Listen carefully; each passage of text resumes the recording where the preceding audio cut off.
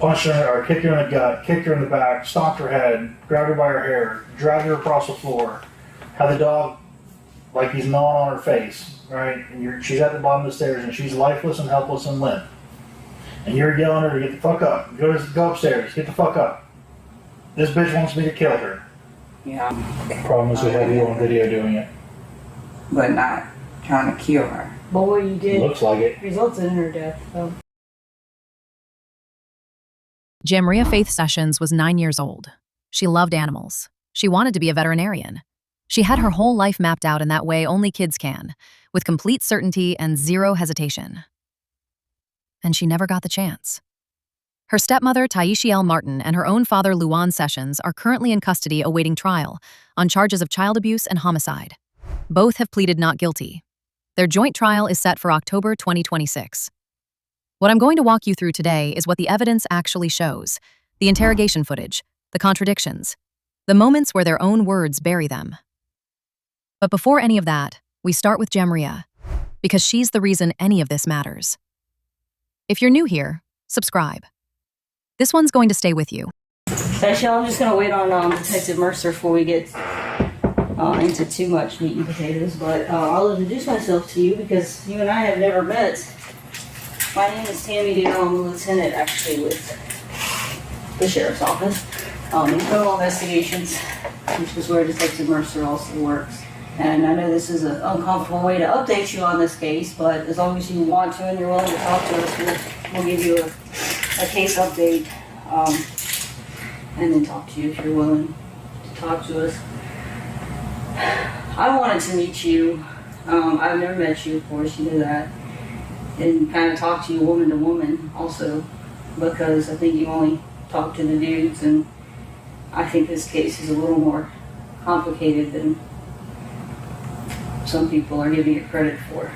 They're looking at it in a black and white medical sense, and I see a little bit more to it than that. Maybe not, but get your take on that if you're willing. I don't know. I see a young lady who's watching 5 kids, sometimes 6 kids, on her own, with no help from Luan, it looks like. I mean, he's working, he's going to school, I get that, so.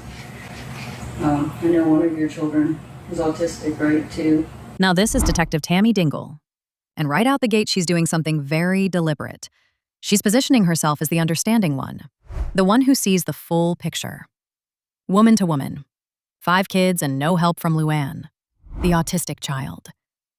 She's laying out every excuse Taiishiel might want to reach for. This is classic rapport building. You don't corner someone immediately. You give them a door that looks like sympathy, and then you watch which lies they walk through it with. Let's see how Taiishiel responds. So anyway, I wonder if there's more to the story than just the black and white. You know, I mean, you can tell us if that's the case, if you're willing to. You can wait on Detective Mercer. So I don't have to regurgitate anything that you say to us. Okay.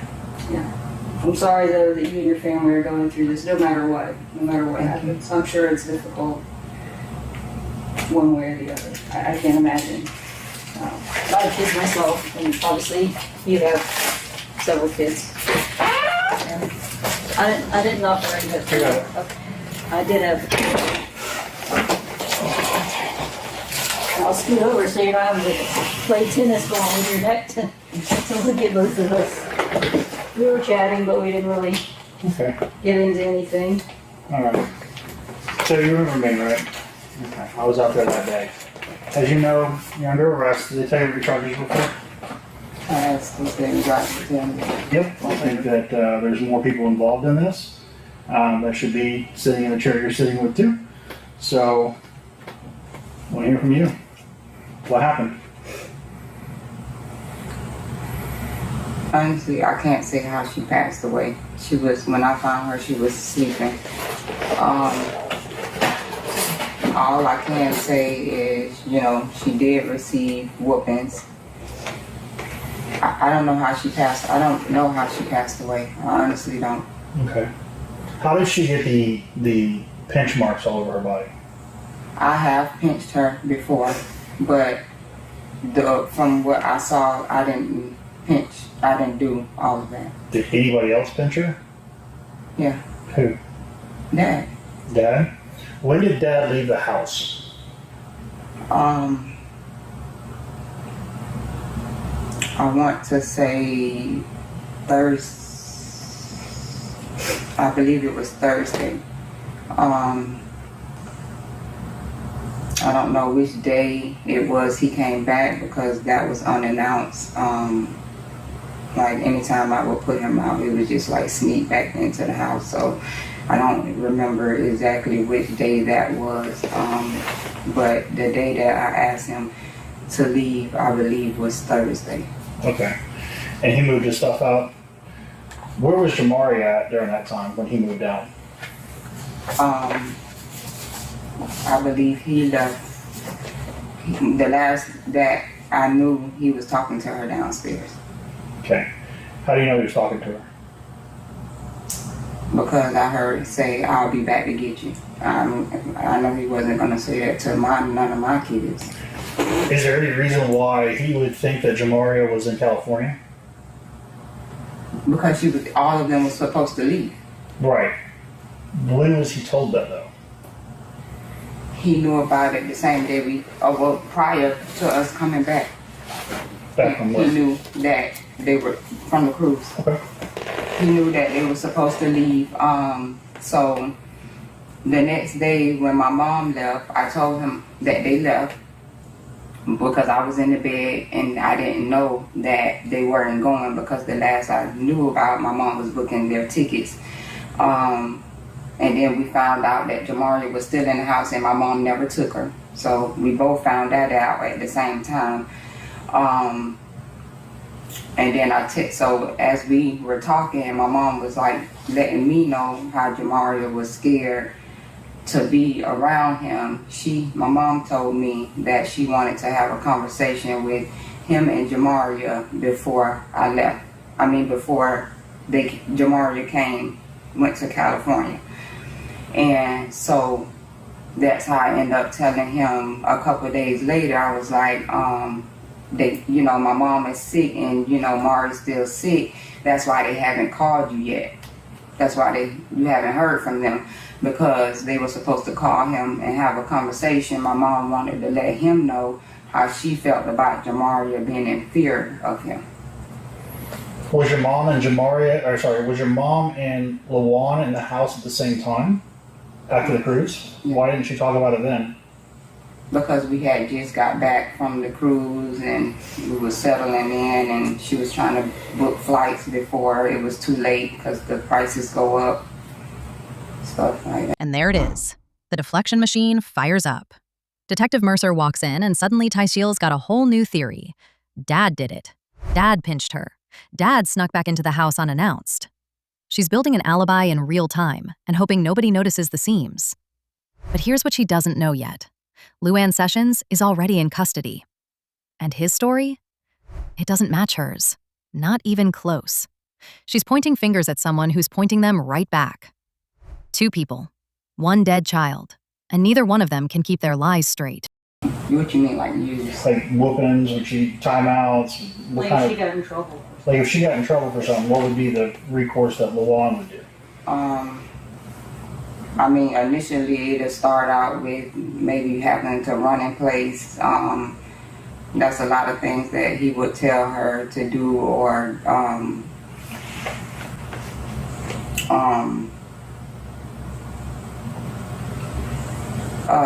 they would have to stand on the wall sometimes, and then it eventually resulted into a whooping. They just wouldn't listen? Like you tell them to run in place and they would do it for a minute or two and then that would turn into a whooping, or what do you mean? If they said that they didn't told him that they didn't want to do it anymore or whatever like that, yeah, then it would turn into a whooping. Okay. And when you said that you disciplined her, how was your discipline? Initially, I would just contact him a lot of the times and ask him what do he prefer her do. I honestly let him talk to her on the phone, or he would talk to her on the camera. A lot of times he would just beep in and talk to her over the camera, and she would listen to him through there. And I whooped her before. Honestly, I yell a lot. Mm-hmm. I yell a lot to try to scare them to get my point across. Well, you're essentially a single mom. I mean, he's gone at work or school all day long or playing with And that friends. just started. Like, that just started. Like, I was honestly trying to do those things to get him away from me. Because I didn't help get him a job, put him in school like I did. I paid for all of that, did all of that. I just figured if he didn't have anything going on, he wouldn't leave the relationship. Okay. And it was just too overwhelming for me because, like, my kids didn't have, before they came, we never experienced a lifestyle like that. So when did Jamriia and Jamriia move into your place? He got out in August. I believe they came in October. Jamriia came in day one with problems. Eventually, she just let us know, hey, my mom and my grandma, my nana told us that they don't like y'all, and I'm not gonna listen to y'all. It went from that to her purposely doing things to the girls' things and just doing things around the house, and, telling her dad what she's not going to do, etc. All that. So when you say things, what things? Like, what were they doing? What was she doing? She took peppermint oil and would put it in the girls' makeup sponges. So like peppermint. She would purposely piss around the house, saying that she didn't want to go to the toilet. They were stealing the other kids' stuff, purposely just hiding it to, basically, she knew what she was doing. Running in place, standing against a wall. And when they got tired or said they didn't want to do it anymore, that's when the whooping started. Listen to the language here. She's not describing discipline. She's describing escalation, a system where a child's exhaustion becomes disobedience, and disobedience becomes justification. And notice how casually she admits she yelled a lot to scare them.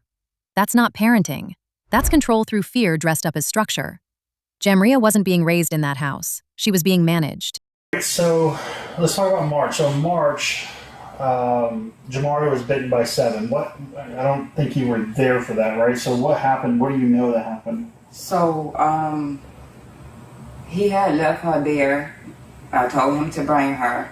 He left her there.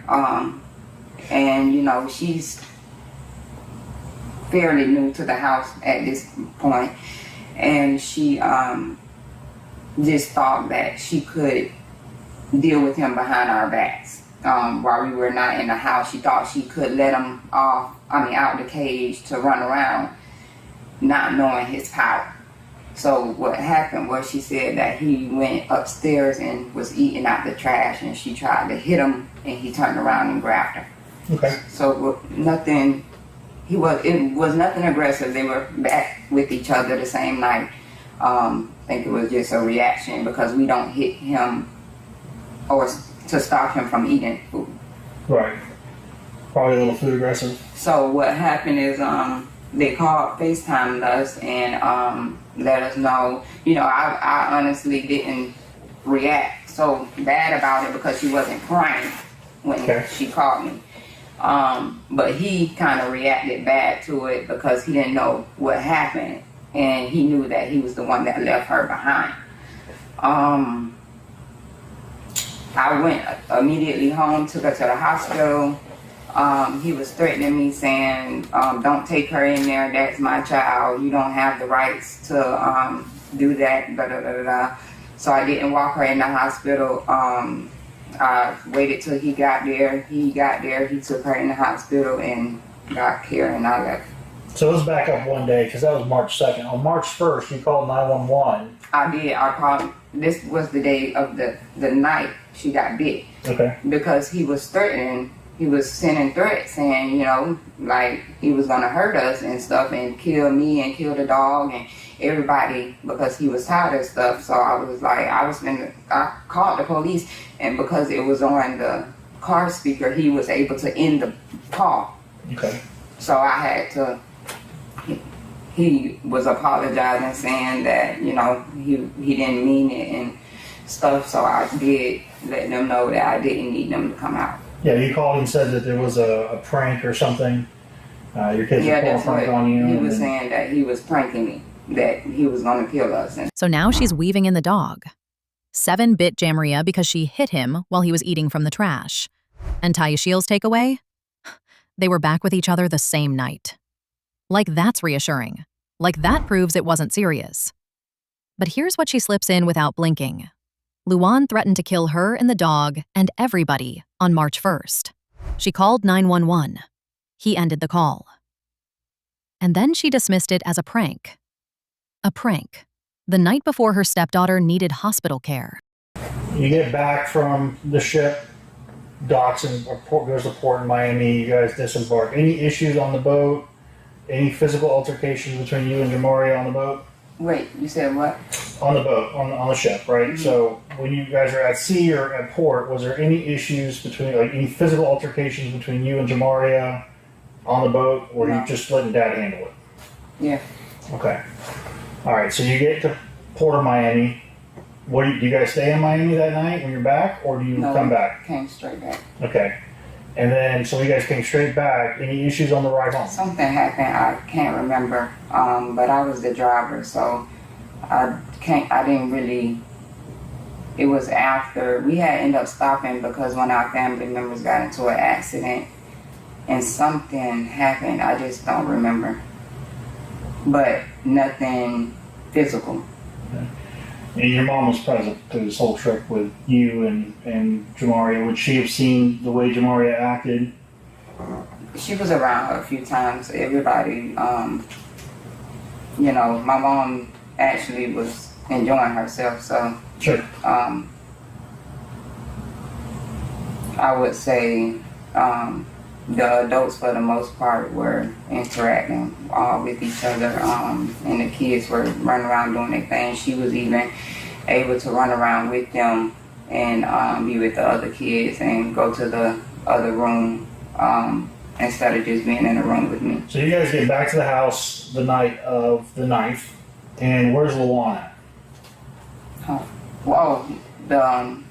He went to the store for me, and then he came like 20 minutes later or something. Okay. So you guys show up first, and he shows up, and I assume he sees everybody, including Jamriia at that time, right? Yeah. Okay. Any issues that night? Honestly, I'm not sure because I stayed in the room with my mom. I didn't even sleep with him that night. Who's allowed to spank or discipline, and specifically spank, or physically punish Jamriia in the house? He would tell everyone to. So like Azaria, I mean obviously not Egypt, but Azaria and Denaya and Dashara, they're I heard him giving them permission to, because I was walking by the kitchen the day that he was telling them that, but he was like, punch her in the throat or something. I was like, y'all going, just talking. I was like, y'all going to jail or whatever. But I never ever saw my kids whoop her or punch her in the throat. Nothing that he told them to do. Did you catch what she just did there? She rattled off that Luan told the kids they could punch Jamriia in the throat, and her response was, y'all going to jail. Like it was a joke, a passing comment. Not, I'm calling CPS, or we need to talk about this. Just a sarcastic quip while walking through the kitchen. And then she says she never saw them do it. That's not a defense. That's an admission she knew what was being authorized and looked the other way. The detectives are giving her rope, and she's tying it herself. That's what my mom was working on before I went to sleep, so that's why I thought that was my assumption. That was my assumption, because I knew before I went to sleep that's what she was doing. Mm-hmm. Well, then On the 9th. Before you went to sleep on the 9th, she was buying her a ticket. So you assume she did. And I told, left I said that, yeah, I let him know they left. But that same night, we both found out that she didn't. How did you find out? Because she was downstairs. Why didn't she leave with her? My mom said she wasn't able to find a ticket. She didn't tell you? My mom? Yeah, she didn't tell you? Mm-mm. I was sleeping. She woke me up to let me know she was leaving. So, I went out there for a few seconds, came back in and got back in the bed. No. Okay. So you found out that night, the 9th, at some point, when you saw Jamriia. Yeah. And then you knew she didn't leave. Yeah. Okay. And then my mom explained to me what happened. So. When did Luan find out that she didn't leave? The same time. Oh, was he there? Yeah. The next question is, so how did that day go? Did Luan go to school that day? Did he go to work that day on the 11th, the day after your mom left? I believe he only went to work that day. So he comes home, whatever that night. Anything happened that night? Did he yell at Jamriia? Did he see Jamriia? Was he with Jamriia? Or did he just go right to bed? I don't know where they went. I don't know where he, because of the type of relationship we had, he would always take her and walk off. If I knew he was going to whoop her or whatever, I would walk off or something like that. So I don't know what they were doing downstairs, but because I was already trying to leave out of the relationship, I went and slept in the other room, and I wasn't around him anymore. She's distancing herself from everything now. I was already trying to leave the relationship. I went and slept in the other room. Every answer is designed to place her somewhere else when anything happened to Jamriia. But here's the thing. Neighbors reported her strict and controlling behavior toward this child specifically. Not Luan's, hers. You don't get to rewrite yourself as an uninvolved bystander when witnesses remember you as the one running the household. The detectives have those statements. She doesn't know that yet. And then, so now we're on to the 12th of June, and something happens. There's a fight between you and him. He says you sprayed him with bug spray, whatever. What happened that night? What caused that fight? It's the day before he moves out. So you and him both agree he needs to leave. So what happened that night? It was something minor. He thought I had sprayed the bug spray because it was behind the bed frame, and I guess a little spray got a little of the frizz, probably fell on him or something. He thought that, I don't know, I sprayed it over his head or something. I don't know. It was something very minor. I don't know. It was nothing that it didn't cause like an argument or nothing. He said something about it, and I replied saying that wasn't the case, and that was that. The argument was because I wouldn't let him hold the car. Oh, you wanted to keep using the car? Okay. Nothing about infidelity. He wasn't accusing you of being unfaithful. You weren't accusing him of being unfaithful. Yeah, he always accused me. So. Okay. Was that part of the fight? I mean, was that? I mean, it's mainly because I was telling him that I didn't want to be with him no more. Okay. Like, he was telling me, like, only way I can leave the relationship is death, and stuff like that. But then he started telling Jamriia that he was going to kill her, and that, if she kept doing stuff, but like, that's why I say, like, I'm really confused, because he was like, he's going to whoop her, and he don't care. It was, I'm going to beat your ass, and I don't care how many bruises I leave on you, because you got all summer long to heal, and stuff like that. So that's why that's why I really haven't jumped to conclusions with stuff, because I didn't know how she passed away. But yeah, it was, a lot of this stuff is because I was leaving him. and I was letting him know ahead of time that I was leaving. Like I stopped having sex with him. I stopped everything, and that bothered him. Yeah, you told me on the scene that day that you guys got into a fight because you wouldn't have sex with him anymore. Is that part of the issue? It's like mainly the whole thing, because I stopped having sex with him to leave the relationship, and all that turned into a lot. All right.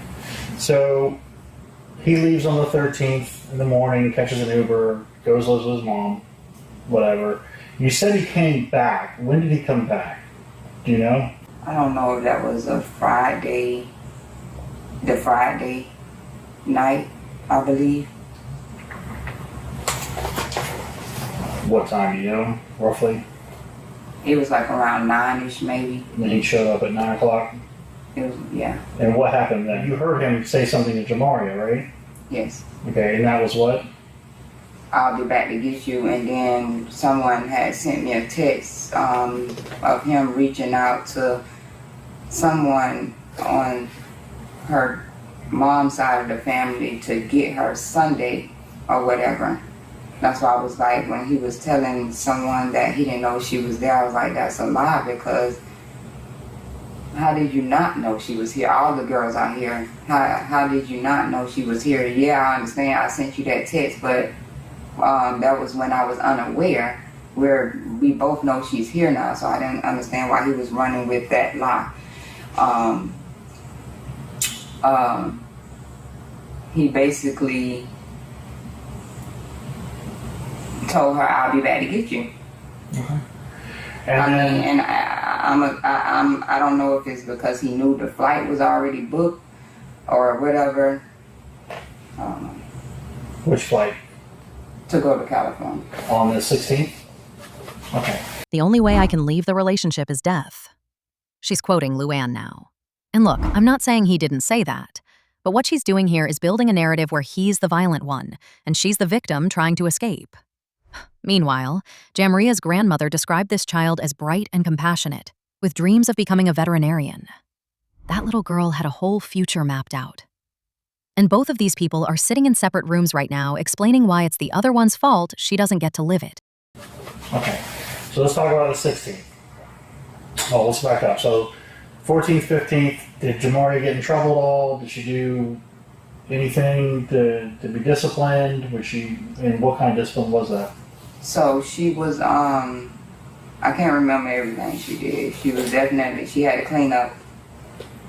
I told her to clean up because I couldn't watch her every step of the way due to me being sick that week. I don't know what her dad told her that she was in boot camp, and she had to run on a treadmill and do squats and run in place and stuff like that. I just had her cleaning up. So when she had to do, let's say, running in place, how long did she run in place for? Honestly, a lot of that didn't go on when I was home. Okay. Because obviously that's a lot of stomping that I don't want to hear. So I don't know, maybe sometimes he would tell her to run for an hour or less. And how would she run? With her hands up, hands down? Both. And did you ever make her run in place or anything like that? Boot camp. That's the word Luan used with his 9-year-old daughter. Running in place for an hour. Squats. And notice how Martin frames it. She wasn't home for most of it because the stomping was too loud for her. Too inconvenient. But here's the thing. Neighbors described her as strict and controlling specifically toward Jamriia. So either she's lying about her absence or she's lying about her involvement. What she can't do is both. So you said everybody goes their separate ways. What does that mean? Like, I was sick, so I knew I was going to go lay down. So everyone just went separate ways in the house, like did whatever they wanted to do. So they come back from the park, and then from what I understand, you guys are all sitting in Egypt's room, right? The room that your mom stayed in. And you guys are all, and I say you guys all, but it's Azaria, Egypt, you, Dania, Deshara, and Jamriia are watching something on TV. I can't remember what they called it now. They were watching something on Netflix or whatever. And they watched, I think it's Baddies is what they said they were watching. So they watched that, a couple episodes of that, and then they realized you were sleeping. And then at some point they got up and Dania, according to Dania and Deshara, Dania, Deshara, and Azaria in Egypt got up and they went into Azaria's room to play Roblox. And they left you and Jamriia alone. I guess you were asleep. You wouldn't know, right? Well, I'm just talking. So, and then Dania later gets a text from you for her to come to the room. So you said, I guess it was just like come or Dania come or whatever you were calling for. What was that for? Was it 11 o'clock? Something to drink or something. Okay. I don't know. Okay. And then you were telling me that you missed a call from your mom around midnight, and then you called her back a couple minutes later. Yeah, I had been sleeping all day basically, like since we got back. So I was I was calling. I actually was messing with it, like, you gonna pick up this phone. Right. And so while you're in the room alone and you text Dania, I mean, obviously your phone's right next to you, right? And you have the ability to call Dania or text her. So then, presumably according to your story, what happens next? You wake up and then it's 4 o'clock in the morning or earlier, whatever time you woke up. Kind of go from there, when you woke up. Can't quite remember the time. I went in the bathroom. I didn't see her walking out of the room, but walking back into the room, I saw her on the mattress. I knew she had been peeing on herself, so I tapped her and said, "Do you have to use the bathroom?" She didn't respond. Tapped her again, she didn't have to use it, and she didn't respond, so then I called the police. Okay. And then anybody can try to do CPR on Jamriia? Me and Deshara. Okay. And did you notice anything particular about her when you tried doing CPR? Did you notice if she was stiff, if she was cold? Yeah, she was stiff. Okay. Yeah. And which was she face up? Was she face down? She was sleeping face down, like regularly how she always sleeps. So sleeping on her stomach. And then you guys flipped her to start doing CPR, obviously, right? Was she? I believe they had her Deshara flip her. Okay. I know they had Deshara. 911 told Deshara to pull her off the mattress onto the floor, but we don't know if she was face up or face down. So I was kind of trying to ask you. I believe she was. You mean after the mattress? No, when you first saw her on the mattress, Face down. She was face down. Okay, and then afterwards, you guys flipped her because you had to do CPR, mouth to mouth, and all that. And she was wrapped up in a blanket. All right. Was she wearing any clothing? I don't know as far as under. She had a blanket on. Face down on a mattress, wrapped in a blanket. And Martin can't even tell us if the child was wearing clothes underneath. This is supposed to be her stepdaughter, a child she lived with, a child she claims to have cared for. But when it comes to the details that matter, she suddenly doesn't know. Here's what the forensic reports will later show. Jamriia had injuries consistent with prolonged abuse, not a single incident, a pattern, and both of them watched it happen. So I understand that Dania and Deshara were telling me that she had sprained her ankle. How did Jamriia sprain her ankle and when? She told me that she tripped over the dog food downstairs and she was walking in the dark in the living room. So the downstairs living room? Okay. And then how did she get the burns to her feet and her back? Azaria said it was from hot water from the hair. What was she doing with the hair? I understand Azaria does hair, but I'm trying to see if you understand. She has to dip it in hot water. And apparently she had moved or something. I wasn't in that. Do you know if she dipped it or do you know if she poured it? No. You don't know? Okay. What did Azaria tell you about that? Or Jamriia, whoever you were told about it? I found out from the Shar. What did she say? She told her that she told me that Azaria told her that. That she burned herself from the water. Ozaria said that she took a picture to show it to me, but forgot to show it to me. They tell you it was bad, not bad. She screamed, she didn't scream. Hurt, didn't hurt. She didn't complain to me about it. She didn't say anything to me. And she had a compression sock on at the time. Who took the sock off? I'm not sure. Okay. And then I understand that she fell and hit her head after she got back from the airport, just kind of being clumsy, going up or down the stairs. Somewhere on that landing, Tashara said that she fell backwards and hit her head. Do you know anything about that? Okay. So Tashara says she fell backwards and hit her head on the wall or the banister. What about? I mean, I heard about the fall. I just didn't know about it. What did you hear about the fall? That she fell from, I guess, trying to use the crutch or something. You know of any injuries to her? I'm sorry? Did you know that if there was any No. injury? Okay. Do you know about how her lip got busted or her teeth got broken out of her mouth? I thought it was from the treadmill Why do you think it was the treadmill? because that's what I believe she told Alaria that. Okay. When did that happen? That week, I don't know exactly which day. Did you guys take her to the doctor for it? I mean, teeth injuries are pretty painful. No, she didn't. No, She didn't complain about it or anything? no, I didn't even see it. She didn't even show it to me. Well, I know that you told me on the day that we first met that you remember giving her 2 popsicles on the 16th, the day before she passed. Do you remember doing that still?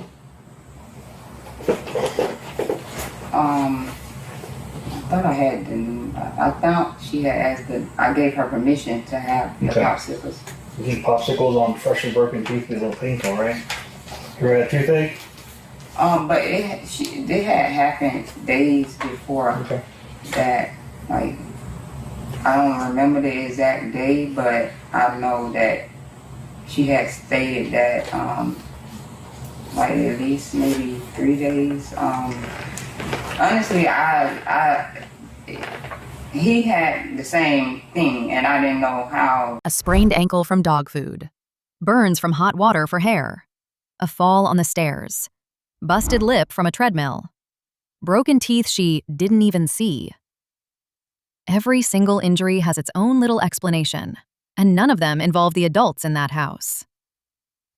This is what investigators call layered alibis, when a caregiver has a suspiciously convenient story for every mark on a child's body.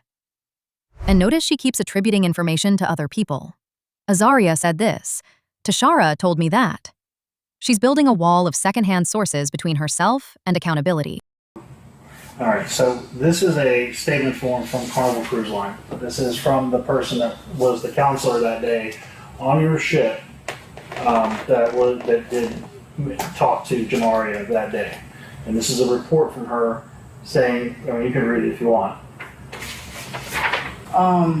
This wasn't the day that she checked herself out, That's the first day. but that wasn't when this incident happened. So what day was that incident? This incident happened maybe like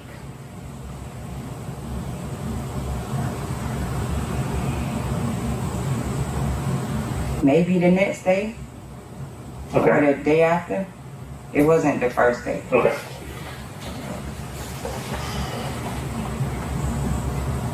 And then it What day says did you guys leave on the cruise?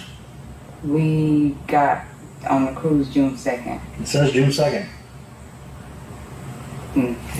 That event didn't happen on that day. I'm almost positive. I even called him and had him on FaceTime and everything. She was saying that she was cold and stuff. All right. So obviously, you know, we did a search warrant in your house, right? Right after the incident, we held it for 2 days. It was very convenient, and I apologize for that. The cruise, June 2nd. So while this family was on a Carnival cruise ship, a counselor pulled Jamriia aside because something was wrong. A child on vacation felt safer confiding in a stranger than going home. And what does Martin say? That wasn't the day she checked herself off. She's arguing about the timeline instead of addressing why a cruise line employee filed an incident report about her stepdaughter. Child welfare systems fail when nobody connects the dots.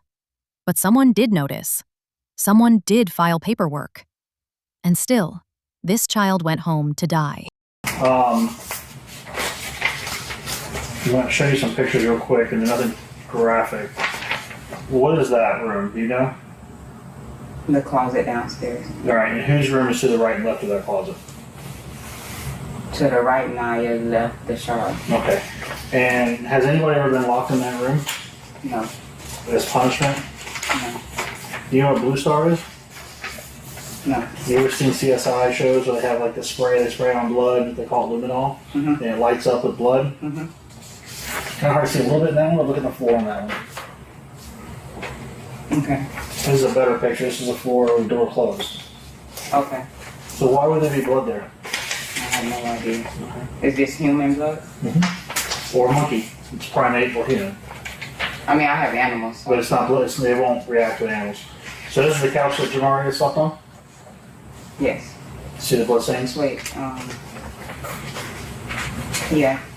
Yeah. And then this is your bathtub upstairs in the master. Yes.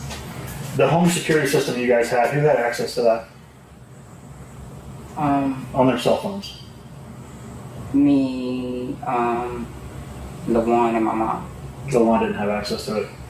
He had access to the phone, my phone. Your phone, yes, but who had it on their phone? Was it Luan's phone? So I had two separate phones, and one phone he used just for that. The other one was my phone that I tote around with me every day. Who else? My mom. Okay, so you, your mom, and the second phone, right? Yeah. Okay. There's only 2 users. Yeah. That's you and your mom. Not Luan. There's only 2 phones. So on my phone, I'm logged in. Yes. You're logged in and Tortia's logged in. Until after this incident, those are the only 2 phones that are registered with Vivint to have access to the system. When you set up your account on your phone, it logs that data. Okay, so we know whose phone is doing what. Okay. So when I asked you earlier what happened on the 12th, I'm asking you that because there's a bunch of videos that were deleted on the 12th.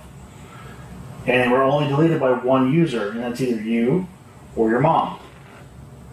So I'm asking you what happened on the 12th to cause a bunch of videos to be deleted. If something happened where you hit Luan, I don't care. He probably deserved it, to be honest with you.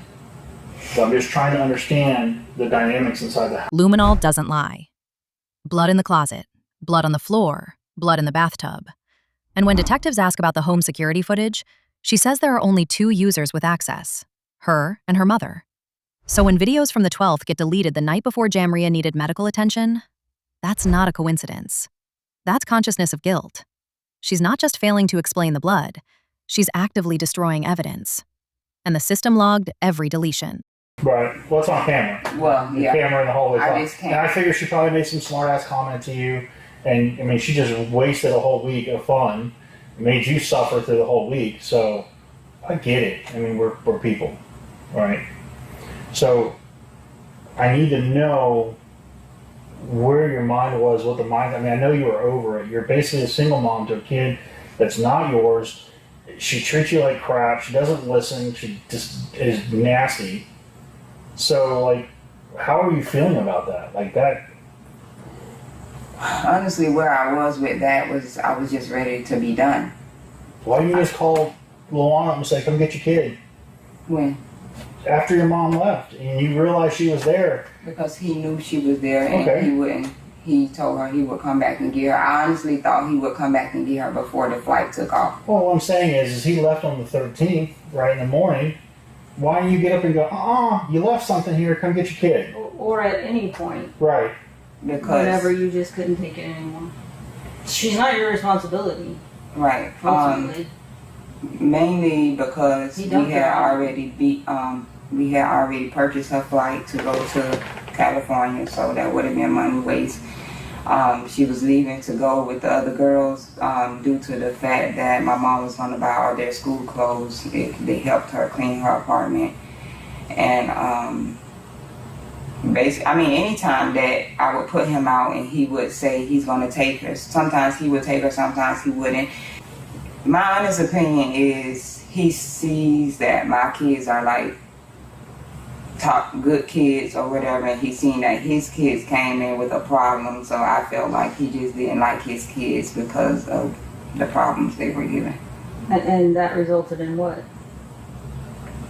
Him not like me feeling like he don't like him, like her. But that made him do what? That made her not want to be around him. Yeah, They're and terrified of him. yeah, and the whoopings, of course. Like, I mean, I got whooped as a kid. I was terrified of my dad, so I get it. So, were you worried about Jamria's safety around Luan? Yeah, I mean, like. But here's the thing. Anytime she would come to me and say, hey, I don't want to go with my dad, or I want to stay with you, or can I please live here and not go with him, and like stuff like that, that makes me feel like she's don't want to be around him. So he works 5 to 6 days a week. He goes to school 3 days a week in the morning. So he's 3 days a week. He's gone 12 hours, essentially. Mondays, Wednesdays, and Fridays, or whatever. During the time he's gone, School definitely varied. School varied. That wasn't an everyday thing. Sure.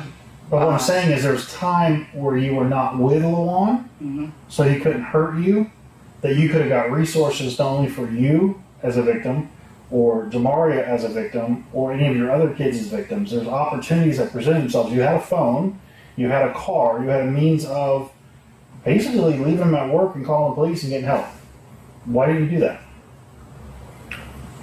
You know, the threats and stuff, it just didn't seem that easy. He's on probation. It's super easy. You know that because you guys talked about that, about how his PO went to the door and he was mad at you because you didn't answer the door on the door cam.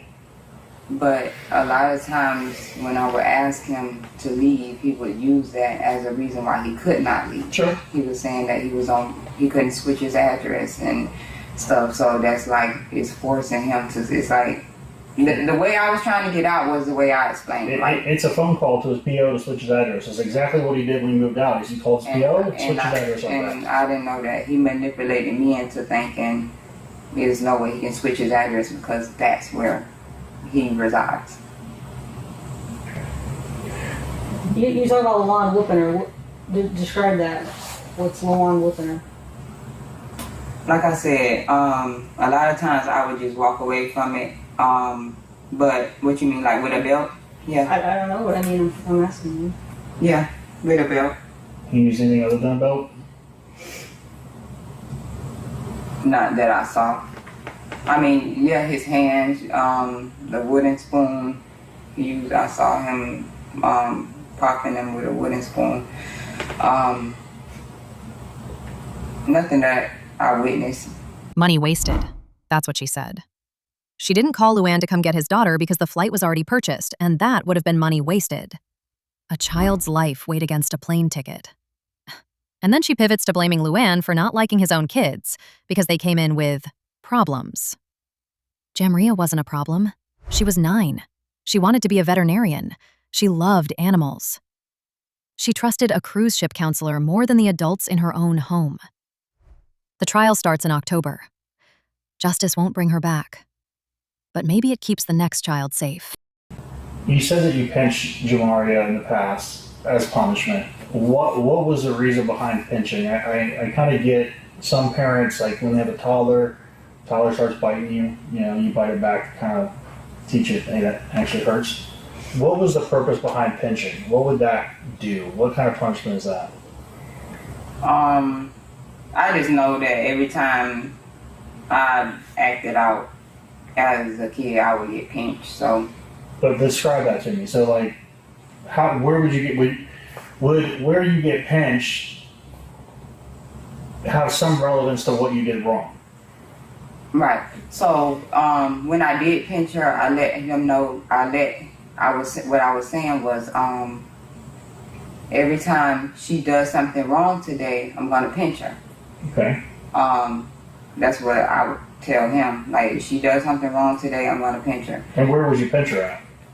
like on her arm, this outside, grab her chest, the stomach area, where I used to get pinched at, and just. Is that what happened to her nipples? What happened to her nipples? Well, her nipples are gone. Her nipples are gone. That's what she just said. Not bruised, not injured. Gone. And she delivers it like she's explaining a minor inconvenience. What you're hearing is a woman who was pinched as a child, now describing how she escalated that punishment until a 9-year-old's body showed permanent mutilation. The prosecution submitted additional forensic reports just this month, showing injuries consistent with prolonged, repeated abuse. This wasn't discipline inherited from her childhood. This was torture she invented and refined over time. It's kind of curious because you say that, wherever she messes up, she'll get pinched, but then she's flashing a boy on the boat, and now her nipples are missing. Well, when that was after the fact. I apologize for the gruesomeness of it, but I've had to stare at it for 2 months. Look at her nipples. I didn't see that. No, I'm not asking if you saw it. I'm asking if you knew about it. If you did. No, I didn't do that. Do you see all the marks all over her body? Yes. Her autopsy report's over 26 pages long because they have to identify all these marks. And a lot of these marks on her body are pinch marks. I didn't pinch her that many times. You recognize in those photos? Jamriia and myself. And what about Azaria? Oh, I didn't see it.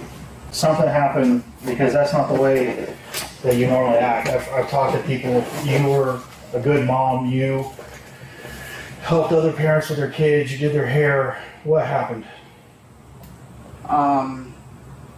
That day,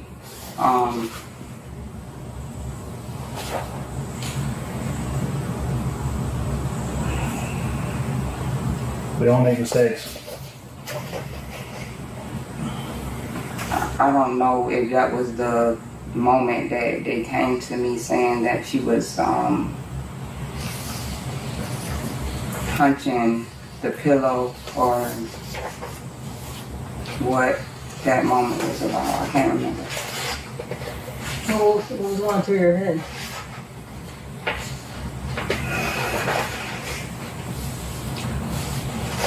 I mean, what was probably going through my head was that probably like, I'm tired of talking to you. Listen, do what you're supposed to do. A lot of times I just felt like I was the one protecting her, for her to turn around and not listen to me when I'm the one keeping you protected from your dad. So I did have moments that I did react to being tired of her not listening to me. Interesting. Do you remember what she had not listened to on that day? That's what I was trying to think of. I think it was the fact that she was being sexual. I think it was the sexual thing that made me react like that, because I felt like she's too little of a girl to be talking about and asking my older girls about sex and asking them why they want to take penis in their asshole and stuff like that. I just probably was overwhelmed with all of that. So in our line of work, usually if we see something in a 9-year-old that says that, it makes us wonder where they learned it from, right? And if she didn't learn it from you, who's the other guy figure she has in the house? Right. So I understand it's frustrating that she may be asking questions like that, but there may be an underlying reason as to why she's asking those questions. Well, with me, I will always ask her. I will always try to get down and get her understanding from her. And she was just like, she saw her auntie doing those things, and, they were allowed to have a boyfriend before they moved with us and stuff. 26 pages. That's how long the autopsy report is. 26 pages just to document all the marks on one 9-year-old girl's body. And when confronted with that, she says, I didn't pinch her that many times. That many times. Not, I never hurt her. Not, those aren't from me. Just, not that many. And then watch how quickly she pivots to blaming Jamriia for being sexual, a child who, according to her own grandmother, dreamed of becoming a veterinarian. She's not explaining discipline. She's constructing a monster out of her victim to justify what she did. No, I didn't see all of it. Some of them aren't even covered. She's wearing shorts. She's walking around naked, for God's sakes. On some days, yeah. How did you not see them, though? Because that week, we came back, I was sick. I was in the bed the majority of the time. I honestly can't say what all he did to her. Because, like I said, I walked away from it. But we at least admit to me that you saw those marks on her body. I just can't believe that you didn't. The marks of those marks that you just saw in that picture, yeah. Yeah, I did. I didn't see the reaction from the pinch, no, but I did pinch her. What about her face? Were you aware that her face was swollen? She'd been hit or suffered some kind of injury to her head where it caused her face to swell up? Do you know about that? No. No? I mean, when I saw her, I just thought. What about on the 16th, the day prior? Do you know about it? No. Denaya texts you and says, hey, maybe we should reschedule this flight, let a swelling go down on her head or face. Denaya texts you that. Denaya saw it. Did I respond? Yes. There was a whole conversation. We've got a lot of conversations between you, Denaya, you, Deshara, you, Denaya, Deshara, you and Luan, you and your mom, and you and your mom and Luan. We have all those conversations. Everything. I don't recall that. I know that you received a Snapchat photo of her foot when it was burnt from Ozaria. It was on your phone, opened. Just because you delete something doesn't mean... No, Ozaria told me that I found out that she said she took the picture to show me. You have a picture. But I never saw the picture. You have a picture on your phone. Mm-hmm. I never saw Jamaria's foot that was opened, and it's the only reason why I know it was open because it wouldn't be there unless it was opened. But she said that she used my phone to take the picture. But you received it from another Snapchat account. I don't recall. You live in the same house. Why does she need to send you a picture? Because they all talk like that. They all talk. Maria's in the same room as you at some point. She's in the same room as you when she passed away.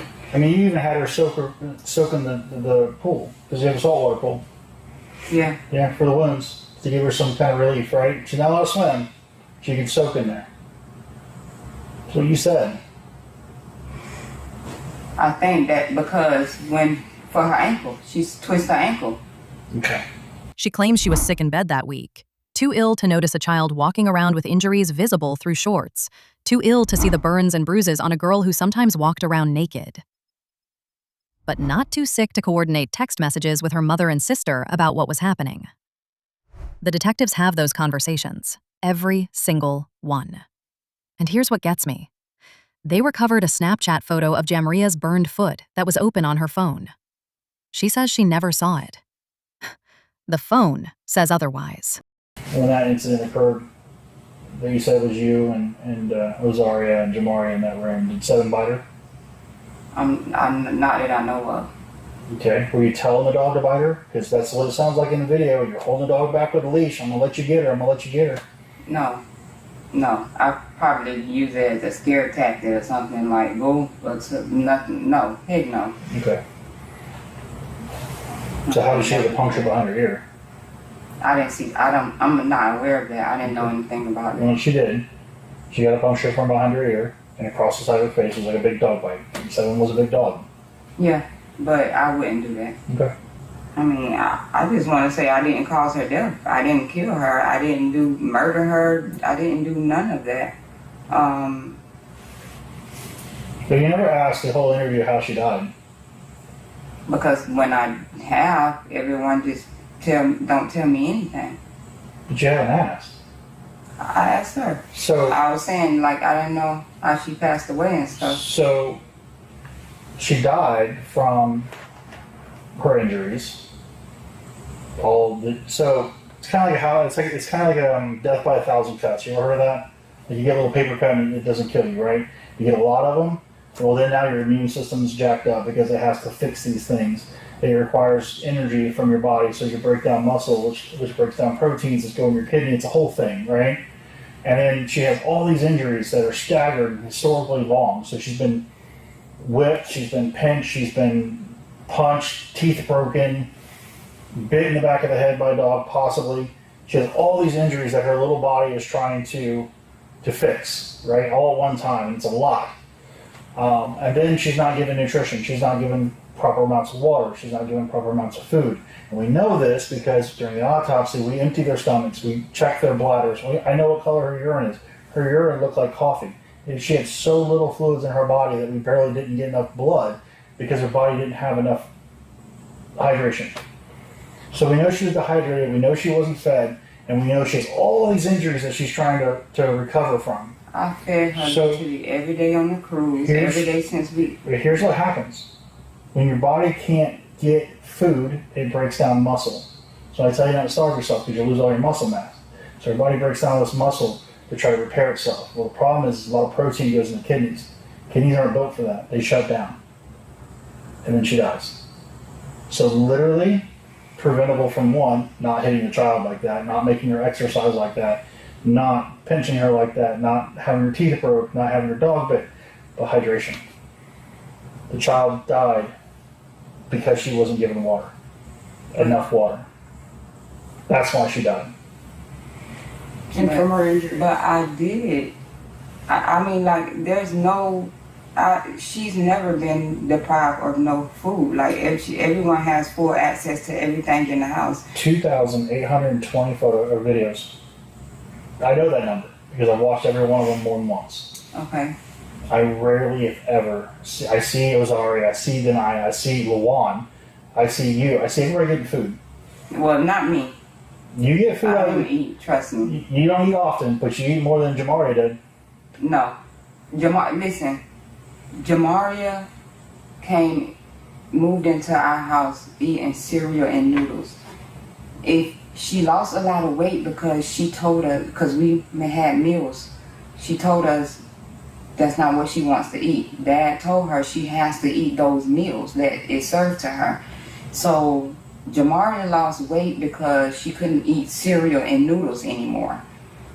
We found out that me cleaning up the house and stuff like that, we found out that she had been taking her dinners, stuffing it in her backpack, stuffing it in corners, stuffing it under the couch, which is why we got so many roaches now, because they had been taking the food that was cooked for them, placing it other places.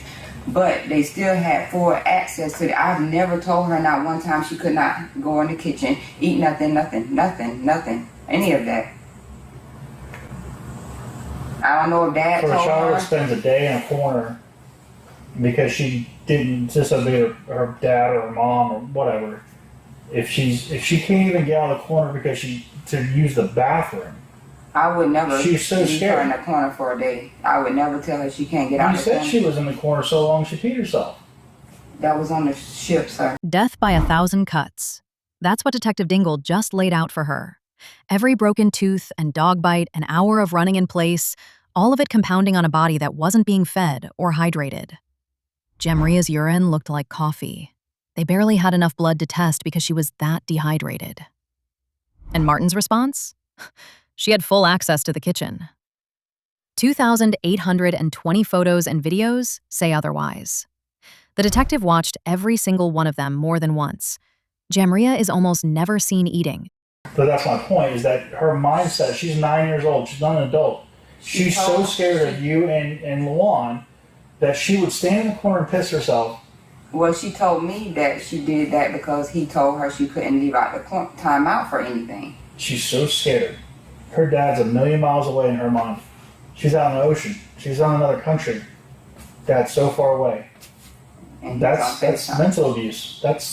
She's so programmed and so scared of both of you that she will do whatever it takes. I don't think she was scared of me. I saw the videos. Even when I disciplined her, she would let me know. She was like, Mom, I understood what I did, etc., whatever. Most abuse kids do. You know why? Because they don't want it to happen again. Right. They will tell you what you want to hear. I'll be your best friend. Don't hit me again. Right. She didn't mean it. I can honestly say I didn't abuse her. I mean, What is that? I would let her dad deal with her. I probably had times What is this? like that, I would say. That's There was abuse. Is that not abuse? There were times where I did, get overwhelmed. But that was not, I've never left a bruise on her.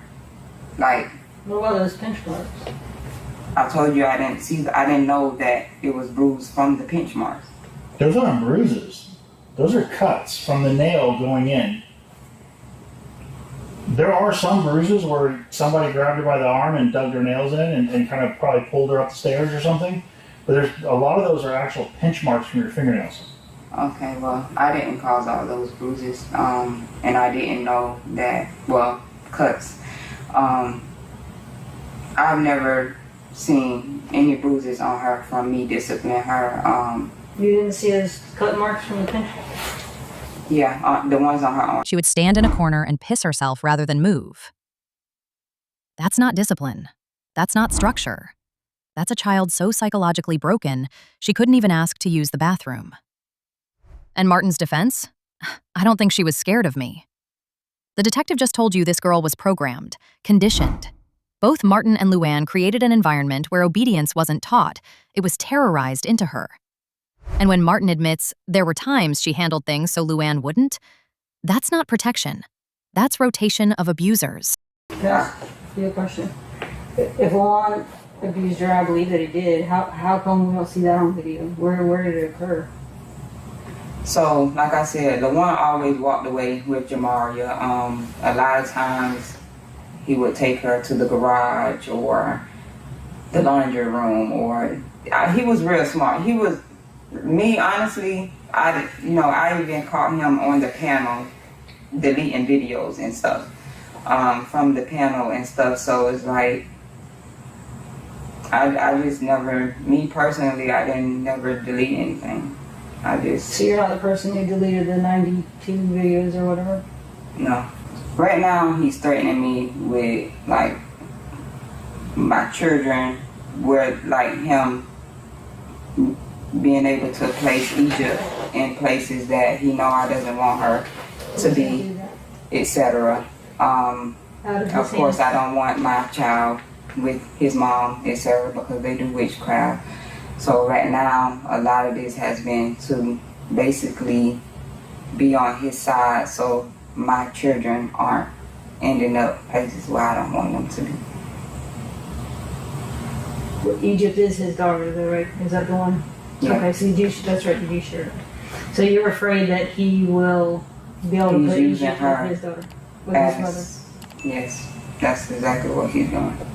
And in exchange, you'll cover for him, and then he won't put Egypt with his mother? So he basically just asked me not to let, it be known that he threatened her and was whooping her and stuff because he's already out on probation. And you've already told us those things. I really want to speak with my mom and see if she knows anything. I want to. That's fine. You want to speak to your mom, see if she knows anything. Do you know any? Are you covering anything else for him? I mean, I know about the whoopings. I know about all of that. It's just the way he has it looking is like he had no involvement with it. So it's like if I tell on him, he's gonna know. What do you have to lose? My daughter. If he's in jail, he doesn't have a say-so. At what point do you think a judge will look at him in jail, back and arrested again, already having a history of child neglect, go, yep, that's the guy I want to listen to about where to put a kid? It doesn't work that way. Where do you want Egypt All I to go? know is that DCF is telling me that they have to ask for his input. That's because he's not in jail right now, maybe. Now she's pointing at Luan. And look, he absolutely deserves scrutiny. Deleting 92 videos from the security panel, that's not a glitch. That's a man who knew what those cameras captured. But here's the thing. Martin isn't confessing because she's innocent. She's confessing because she's calculating. Luan's already on probation. He's easier to sacrifice. What she doesn't realize is that shared blame doesn't erase her own. October's trial will sort through the finger-pointing.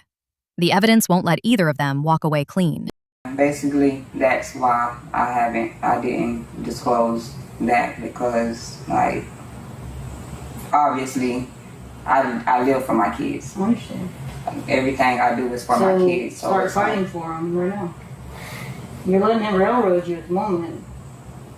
He's got you convinced that he has more power than he does. If they have to ask his input, guess who else's input they have to ask? Yours. I don't know how it'll turn out, don't get me wrong. But right now, he's walking around out there, free man.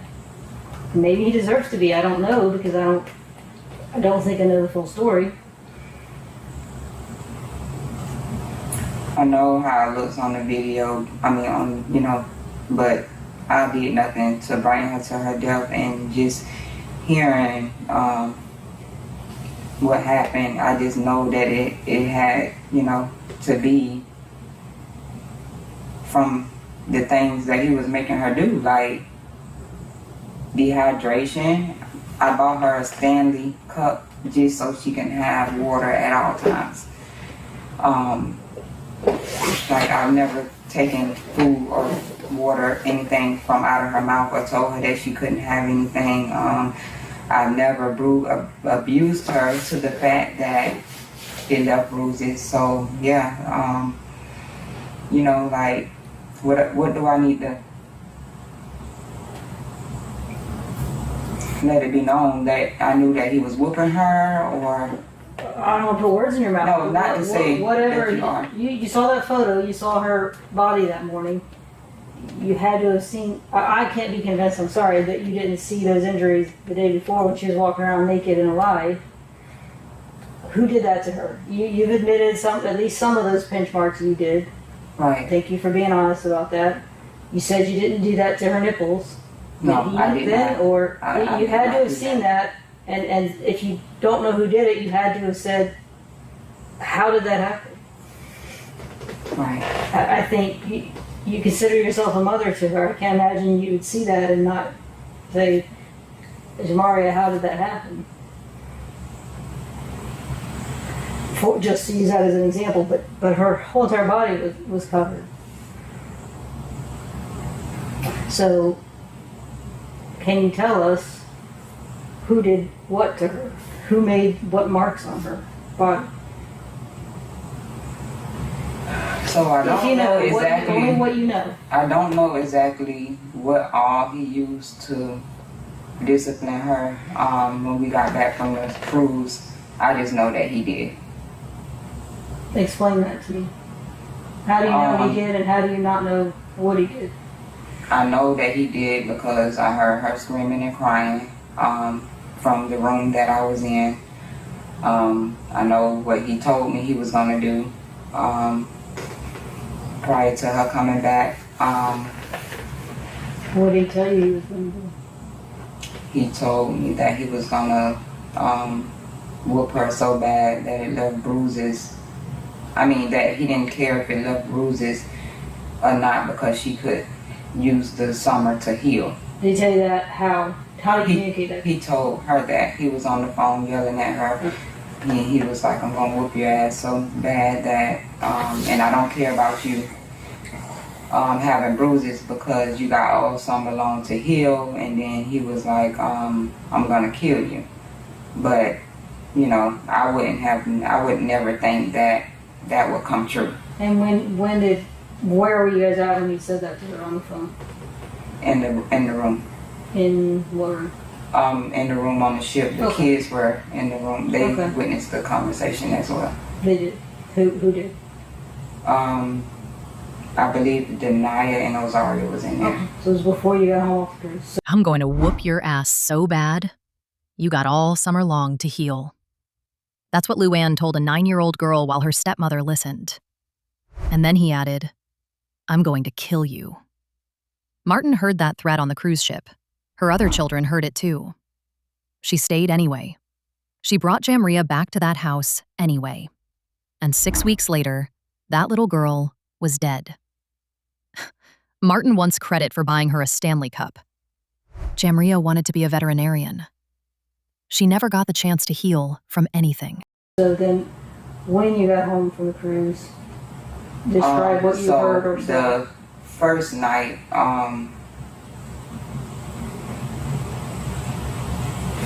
The first night, is when I stayed in the room with my mom. I didn't hear anything that night, but I do know that him and her came in contact with each other. It was the next day when she was crying and screaming. But see, like, anytime he was there, she would stay downstairs with the girl, so they probably know more than I could say. How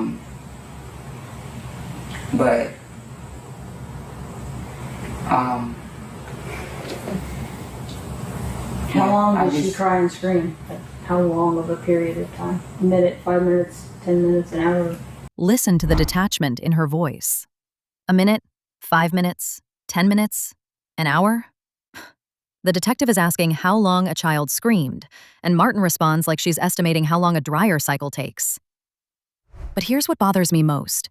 She keeps redirecting to the girl downstairs, and they probably know more than I could say. Her own children. She's setting up her kids as future witnesses to protect herself. That's not a mother trying to remember what happened. That's a defendant building a defense. I believe I heard him come upstairs, but I don't think I heard her come upstairs. I believe I heard him come upstairs, and then I didn't hear any more after that. Can you think of any other objects he would discipline them with, besides the wooden spoon? Belts, the wooden spoon, his hands, a lot of times his hands,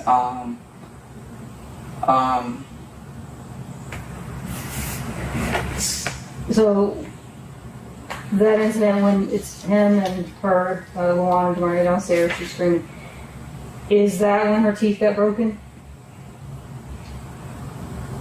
I believe it was that same day.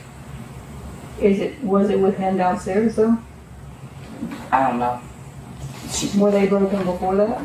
No, they wasn't. Were they broken after that? Yeah. So, you as their mother, how can we get them to tell, I'm asking your advice, them to tell us the truth? Basically by saying, your mom said, let us know everything Luan was doing. We can say that, and it would be super helpful if also you are letting us know everything Luan was doing. Are you now? Yeah, I'm trying to remember literally everything. I know I don't know of him depriving her of any food. I just know about the abuse. What about when she was exercising a lot? How long were these exercise sessions that Luan or you had her do?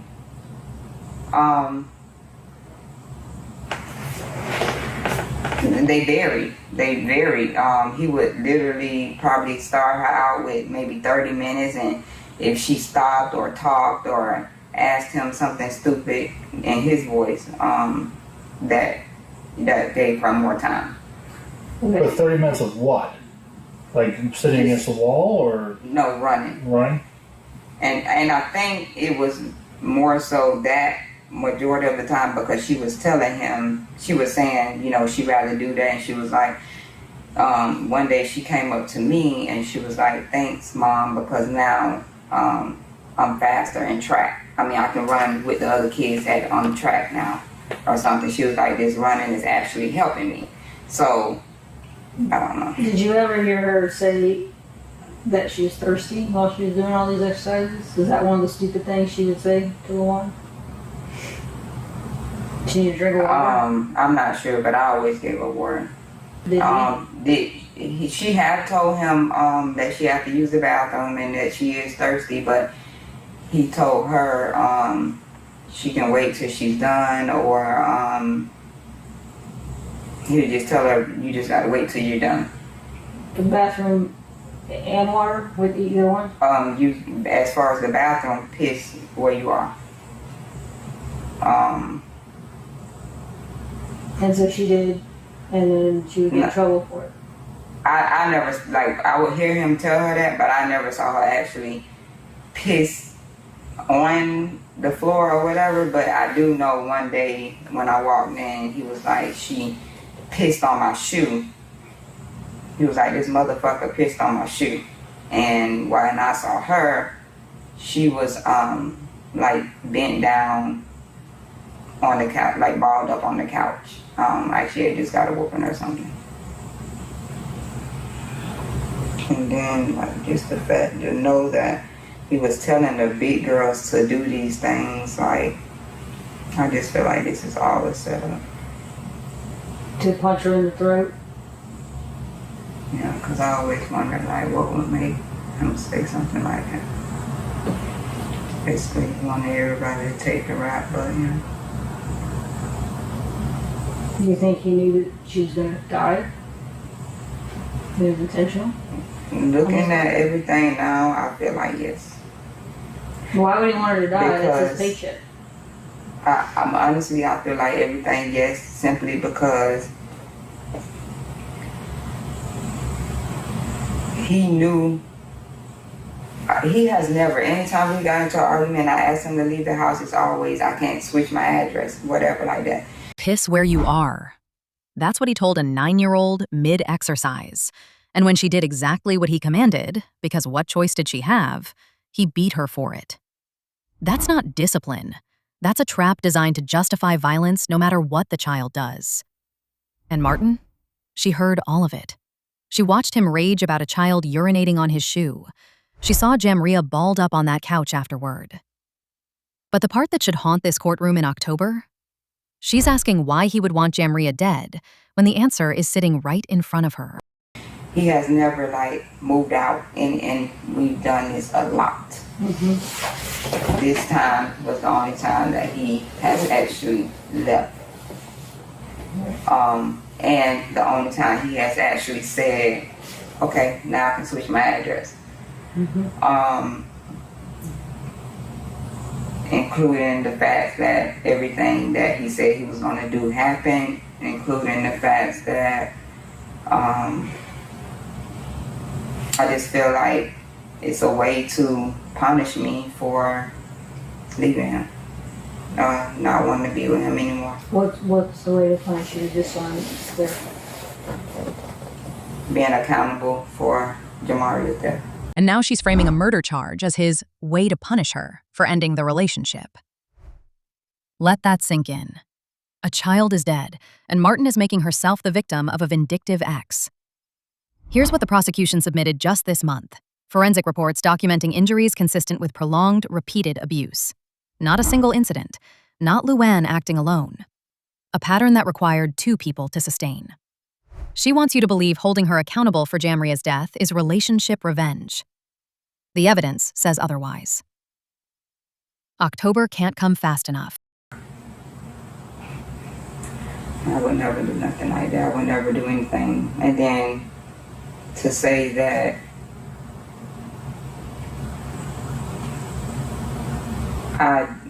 it came from me saying that and doing, like, she didn't pass away from me whooping her or disciplining her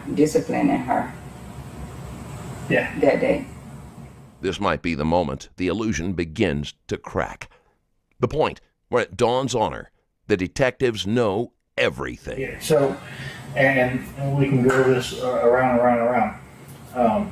The cause of her death is based off the injuries she's received over a period of time, by you and by Luan. With that being said, yeah, it's a contributing factor. But I wasn't abusing her over the time, though. On the 15th, when you kicked her down, punched her, or kicked her in the gut, kicked her in the back, stomped her head, grabbed her by her hair, dragged her across the floor, had the dog like he's gnawing on her face, right? And she's at the bottom of the stairs and she's lifeless and helpless and limp. and you're yelling at her to get the fuck up, go upstairs, get the fuck up. This bitch wants me to kill her. Yeah, I was. Okay, so question for you: does that look good or does that look bad? No, it looks bad. Okay, is that It was abuse? just words. No, it wasn't just words. You kicked her repeatedly. You stomped her head. You kicked her in the back, kicked her in the stomach. You dragged her by her hair across the floor, up the stairs. Like, so that's abuse. I don't know how you want to define that. That's not discipline. That's not corporal punishment. That's not a scare tactic. That's straight up abuse. So if you're asking me honestly, did you abuse her? Yeah. Yeah, this wasn't like I hit her on the butt once with a belt and she moved, so I got her lower leg type argument. This is pretty bad.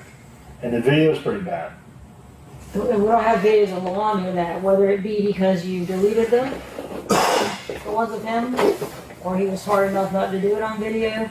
But that's why we're spending so much time with you, asking you, because your kids have already told us. That right there. That's the moment she realizes pretending isn't going to work anymore. The detective just listed everything. Kicked her down the stairs, stomped her head, dragged her by her hair, had the dog gnaw on her face. And Martin's response? Does I look good or does I look bad? She's not asking about Jamriia. She's asking about optics, about herself. A 9-year-old is dead, and she wants to know how this plays for her. The video exists. The children already talked. And still, she's calculating angles instead of showing a single flicker of remorse. So just from that alone, that was enough to kill her? If a mosquito lands on you and it's sucking your blood and you have two choices. You can move your arm and make it fly away, or you can smack your arm and kill it. That quick of a decision is premeditation. It was honestly just words. I was just repeating what he said to her. The problem is we have you on video doing it. But not trying to kill her. But what you did Looks like it. resulted in her death, though. I'm sorry. But what you did resulted in her death. This isn't a gunshot wound or a stabbing or a shooting or whatever. This is a very unique case where the abuse that she suffered, which we have on video, contributed to her death. I gave your daughter, Jamriia, so many opportunities to tell the damn truth. She's a horrible liar. Yes, yes. She knows about but they definitely know about the abuse towards myself and the kids. You know that. I don't If know. they say everything was fine, there was no issues, they don't know nothing about nothing. Yeah, you know. But what does that leave us options? A lot of stuff. A lot of it's growing up. You're gonna get told, "Oh, don't talk to the police." Stuff like that. I don't know if that's what's going on, but they know about everything. I don't know if they trying to protect. So they're trying to protect you because Jamriia was like, we took Jamriia to the park. So I go and get video camera footage from the park. Jamaria's not there. She's at the house. It was Egypt and Deshara. She said that day. Well, the 16th. And it was Jamriia was at home. Jamriia, Deshara, and Egypt went to the park. And of course, they met a bunch of friends there, a bunch of guys. They were hanging out with their guy friends the whole time. Like, I have the whole video from the park and wasting my damn day getting this video because they want to lie to me. I can charge her. I don't want to. She's young. She's got life ahead of her just like Deshara does. The detective just told her. This is a very unique case where the abuse she suffered, which we have on video, contributed to her death. And Martin's response? She pivots to talking about how Luan's family won't cooperate because they were told not to talk to police. A child is dead. The footage exists. And she's workshopping theories about why the in-laws might be difficult witnesses. This is the final stretch of footage. And what does it reveal? That even now, even with the detective laying out exactly how Jamriia died, Martin cannot stop strategizing, cannot stop deflecting. The detective compares it to swatting a fly. That quick of a decision, that reflexive. Except Jamriia wasn't a fly. She was a 9-year-old who wanted to be a veterinarian, who loved animals so much she dreamed of healing them.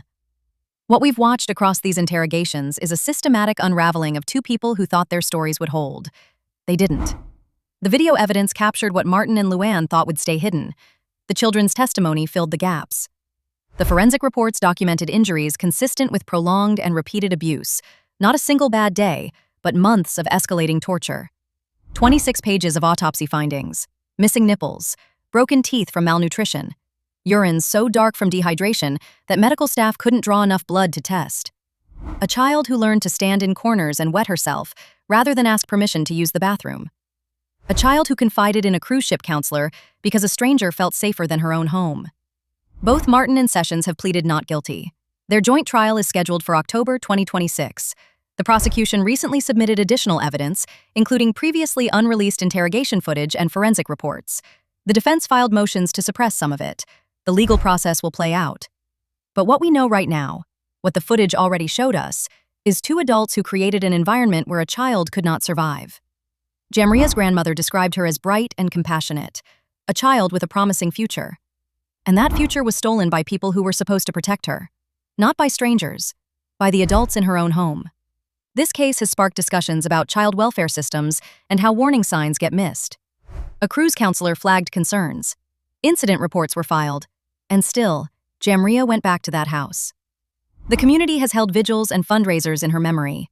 They're advocating for stronger child protection laws, because the systems that were supposed to catch this didn't.